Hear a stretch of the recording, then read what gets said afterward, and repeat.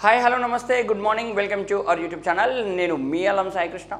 ఈ వీడియోలో టెట్లో నార్మలైజేషన్ ప్రక్రియ ఉంటుందా ఉండదా, మరి నార్మలైజేషన్ ప్రక్రియ అంటే ఏంది, ఈ నార్మలైజేషన్ ప్రక్రియని ఎందుకు చేస్తారు, మరి నార్మలైజేషన్ ప్రక్రియ జరిగితే సగటు ఆస్పిరెంట్స్కి లాభం జరుగుతుందా నష్టం జరుగుతుందా అనే విషయాలను మనం ఇక్కడ క్లియర్గా డిస్కస్ చేసే ప్రయత్నం అయితే చేద్దాం. వీడియోలోకి వెళ్ళే కంటే ముందు మొదటిసారిగా మన ఛానల్ని చూస్తున్న వాళ్ళు లేదా మన ఛానల్ ఇప్పటివరకు సబ్స్క్రైబ్ చేయని వాళ్ళు ఎవరైనా ఉంటే సబ్స్క్రైబ్ చేయండి.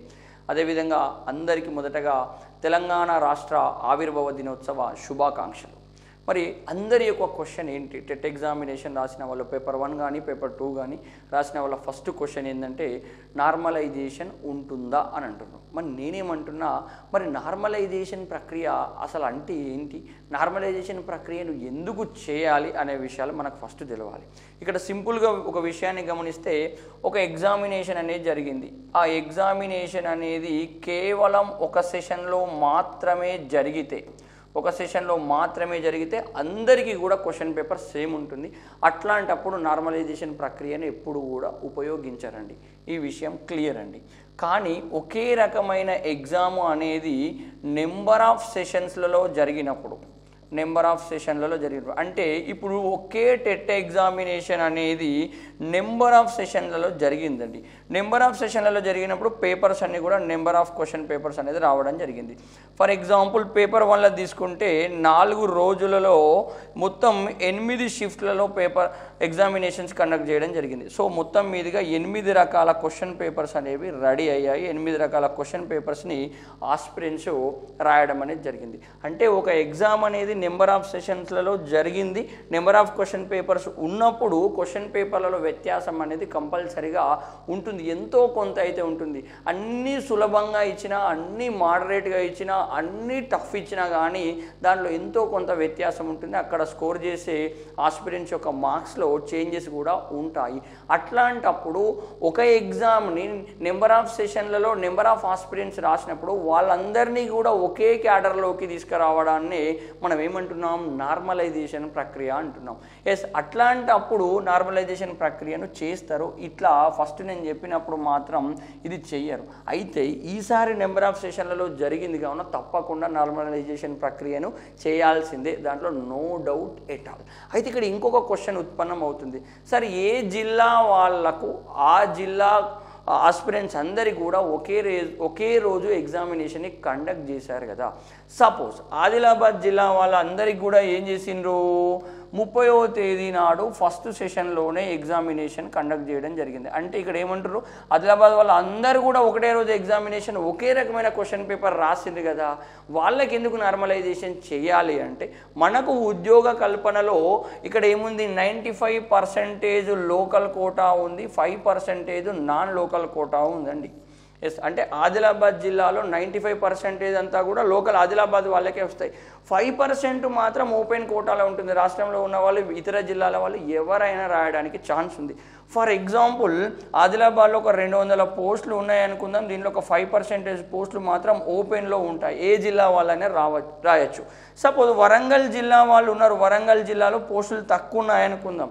తక్కువ ఉండడం వల్ల వాళ్ళు ఏం చేశారు, ఆదిలాబాద్ జిల్లాను ఫోకస్ చేయడానికి ఛాన్స్ అయితే ఉంటుంది. చాలా అంటే చాలా తక్కువ ఉన్నాయి అనుకుందాం వరంగల్లో. వాళ్ళు 5% కోటాలో ఆదిలాబాద్లో వచ్చిన కొన్ని పోస్టులనైనా టార్గెట్ చేసినప్పుడు అప్పుడు ఏమవుతుంది, వాళ్ళకు వేరే షిఫ్ట్లో ఎగ్జామినేషన్ కండక్ట్ చేయడం అనేది జరిగింది.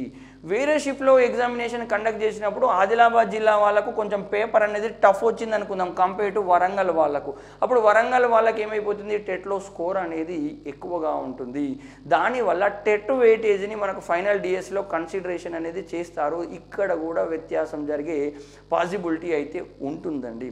అది దానివల్ల కంపల్సరీ నార్మలైజేషన్ ప్రక్రియకు ముందుకు వెళ్ళాల్సిన అవసరం అయితే ఉంది. దాదాపు నా అంచనా ప్రకారం అయితే ఒక జిల్లా వాళ్ళందరికీ కూడా ఎగ్జామినేషన్స్ ఒకేసారి జరిగిన 5% కోటా కోసం పోటీ పడే ప్రక్రియలో భాగంగా నార్మలైజేషన్ ప్రక్రియ అయితే తప్పకుండా చేయాల్సిందే. లేకపోతే రిక్రూట్మెంట్ ప్రాసెస్ ఎండ్కి వచ్చే వరకు దీంట్లో ప్రాబ్లమ్స్ రైజ్ అయ్యే ఛాన్సెస్ ఉంటాయి. కావున కంపల్సరీ అధికారులు నార్మలైజేషన్ ప్రక్రియకు వెళ్తారండి, అది కన్ఫామ్. అంటే ఇప్పుడు ఈసారి తెలంగాణలో జరిగిన ఎగ్జామినేషన్లో నార్మలైజేషన్ ప్రక్రియ ఉంటుందా అంటే ఉంటుంది, ఫిక్స్. మరి నార్మలైజేషన్ ఎట్లా చేస్తారు అనే విషయాన్ని మనం ఒక్కసారి చూద్దాం. జస్ట్ ఒక రఫ్ ఎగ్జాంపుల్ తోటి నేను మీ ముందుకు వచ్చాను. యాక్చువల్లీ సింపుల్గా చెప్పాలంటే దానికి ఒక ఫార్ములా అయితే ఉంటుంది. మనకు నోటిఫికేషన్ దాంట్లో పీడిఎఫ్లో ఆ ఫార్ములా మెన్షన్ చేస్తారు. సింపుల్గా మీరు గూగుల్లో సెర్చ్ చేసినా కానీ ఏమైపోతుంది, నార్మలైజేషన్ ఫార్ములా అంటే అక్కడ చూపిస్తారు. మాన్యువల్గా ఎవరు ఏం చేయడానికి సంబంధం లేదండి, ఛాన్స్ అనేది లేదు.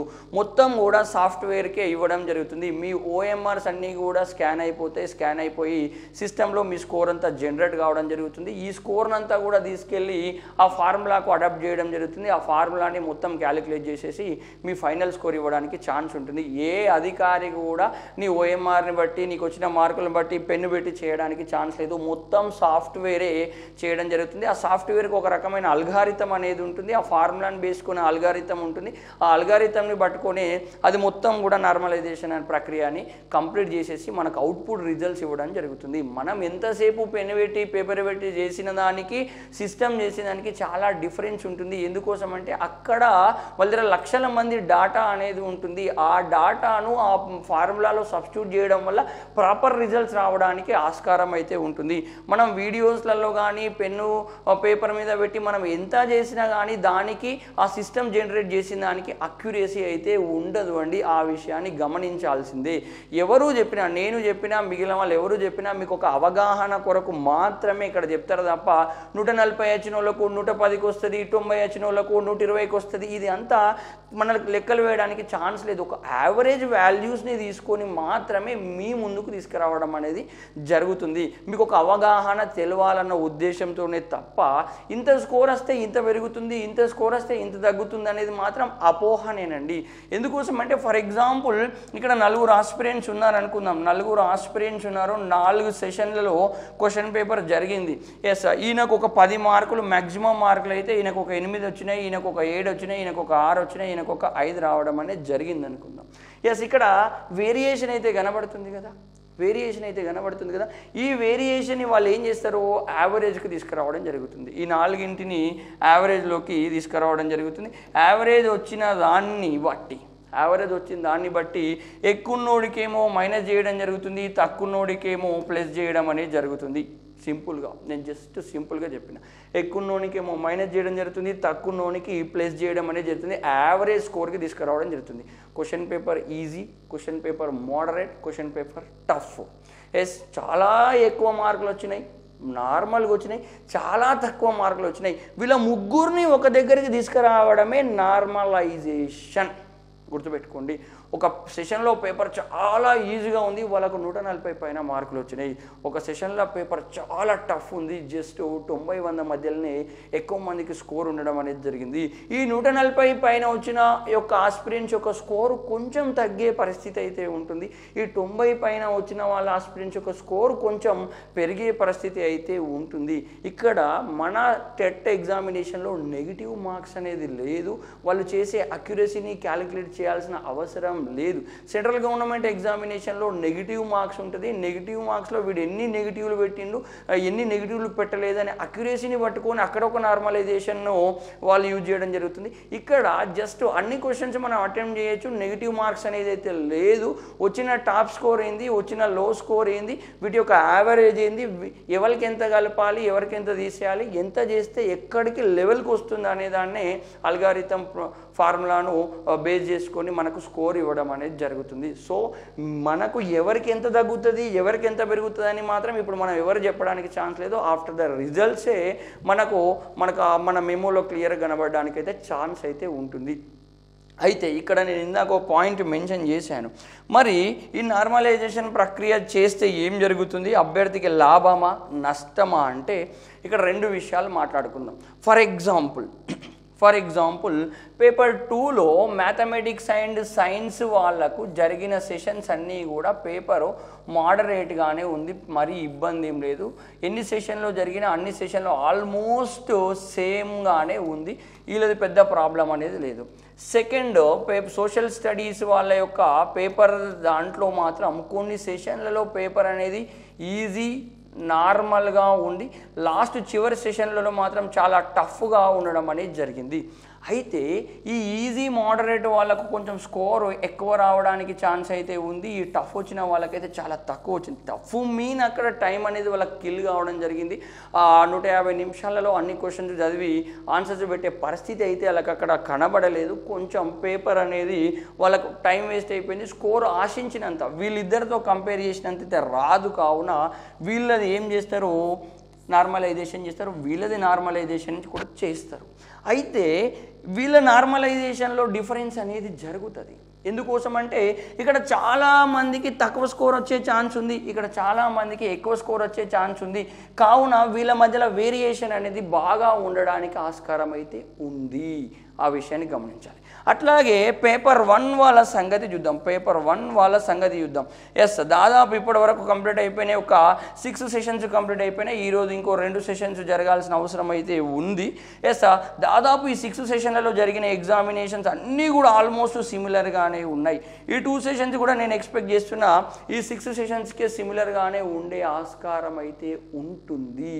అంటే పేపర్ లెవెల్ ఆల్మోస్ట్ సిమిలర్గా ఉన్నప్పుడు, ఫర్ ఎగ్జాంపుల్ 6 సెషన్లలో ఫస్ట్ సెషన్లలో టాప్ ఒక 140 అనుకుందాం, సెకండ్ సెషన్లలో 139 అనుకుందాం, థర్డ్ సెషన్లలో ఒక 140 అనుకుందాం, నెక్స్ట్ సెషన్లో ఒక 141 అనుకుందాం, నెక్స్ట్ సెషన్లో ఒక 138 అనుకుందాం, ఇంకో సెషన్లో ఒక 136 అనుకుందాం.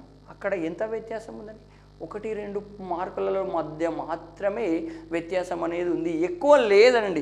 ఎప్పుడు ఎక్కువ అనుకుంటున్నాం? ఫర్ ఎగ్జాంపుల్ ఈ సోషల్ స్టడీస్ వాళ్ళది ఉంది కదా, సోషల్ స్టడీస్ వాళ్ళది ఫర్ ఎగ్జాంపుల్ ఈజీ ఉన్నప్పుడు ఒక 140 వచ్చింది, మోడరేట్ ఉన్నప్పుడు ఒక 120 వచ్చింది, టఫ్గా ఉన్నప్పుడు ఒక 90 మార్కులు వచ్చింది అనుకుందాం. ఇక్కడికి ఒక 20 డిఫరెన్స్ ఉంది, ఇక్కడికి ఒక 30 డిఫరెన్స్ ఉంది, ఇక్కడికి ఒక 50 డిఫరెన్స్ ఉంది. అప్పుడు వీళ్ళ స్కోర్లలో చాలా చేంజెస్ జరుగుతాయి. 140 ఉన్నవాడి స్కోర్ కంపల్సరీ తగ్గే ఛాన్సెస్ ఉంటాయి. ఇక్కడ 90 ఉన్నవాడు స్కోర్ మ్యాక్సిమం పెరిగే ఛాన్సెస్ అయితే ఉండడానికి ఆస్కారం అయితే ఉంటుంది. ఈ 120 ఉన్నవాడిది మాత్రం దాదాపు అదే రేంజ్లో ఉండే పరిస్థితి అయితే కనబడుతుంది. ఎప్పుడు ఇంత వ్యత్యాసం వచ్చినప్పుడు మాత్రమే నార్మలైజేషన్లో డిఫరెన్స్ అనేది మన కంటికి కనబడుతుంది. కానీ ఎప్పుడైతే 140, 139, 140, 141, 138, 136 ఈ లెవెల్లో 1-2 మార్కుల డిఫరెన్స్లో ఉన్నప్పుడు మాత్రం నీకు నార్మలైజేషన్లో చేంజ్ అయితే కనబడడానికి ఛాన్స్ లేదు. దాదాపు నీకు వచ్చిన స్కోరే ఒక మార్కు ఒక 0.5 అటు ఇటు కావడానికి ఛాన్స్ ఉంది, లేకపోతే ఆల్మోస్ట్ అదే స్కోర్ కూర్చోవడానికి ఛాన్స్ అయితే ఉంటుంది. సో దీనివల్ల దాదాపుగా నా అంచనా ప్రకారం ఈసారి జరిగిన అన్ని టెట్ ఎగ్జామినేషన్లు ఈవెన్ పేపర్ 1, పేపర్ 2లో ఒక సోషల్ స్టడీస్ వాళ్ళ దాంట్లోనే చేంజ్ జరగడానికి ఎక్కువ అవకాశం అయితే కనబడుతుంది. కానీ పేపర్ 1 వాళ్ళది మాత్రం దాదాపు చేంజ్ అయ్యే పరిస్థితులు అయితే ఉండవు. స్లైట్ చేంజెస్ 1 or 2 మార్క్స్ తప్ప 10ల సంఖ్యలో తగ్గడం, 10ల సంఖ్యలో పెరిగే ఆస్కారం లేదు. ఎందుకట్లా చెప్తున్నా సార్ అంటే ఆల్మోస్ట్ పేపర్స్ అది సిమిలర్గానే ఉన్నాయి.